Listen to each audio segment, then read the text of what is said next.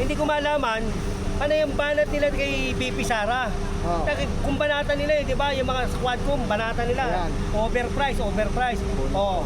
Bakit ngayon? Pong, imbestigahan mo yung sarili mo. Yun. 19 million yun. Mga chairman doon ha. Chairman, agawad, SK, basta yung nandun. Nagpapalamig kayo. Yung nasa likod, nahihirapan yung mga estudyante. Estudyante. Nagpapaypay. Init na init. Natatakpan. Kayo, lamig na lamig. Hindi pa kayo manigas, mga indot. Jen, anong breed yun? Anong breed ng aso? Ha? Anong breed? Pitbull. Ayaw nga pala ha. Mamaya babanggitin ko yung ano ha. Papapaw ha. Kasi ikaw wala ka dun eh. Yung tinayong ano doon. Yung tinayong barangay hall na port story. Ha? Yung ilang milyon yun, no? 19? 19 million. Hindi, baka mabanggit ko lang. Barangay 313. 313, oo. Oo. Hindi ko malaman, ano yung banat nila kay BP Sara. Oh.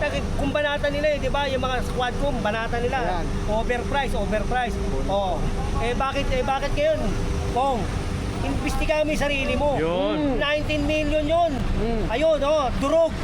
Di ba? Hindi na kayo naawa sa tao. Kayo nagpapalamig. Yung mga chairman doon ha. Chairman, agawad, SK, basta yung nandun. Nagpapalamig kayo. Yung nasa likod, nahihirapan yung mga estudyante. Estudyante. Nagpapaypay. Init na init. Natatakpan. Kayo, lamig na lamig. Hindi pa kayo manigas, mga indot. Jen, anong breed yun? Anong breed ng aso? Ha? Anong breed? Pitbull. Di ba ang tapang niya sa quadcom eh, di ba? Oo.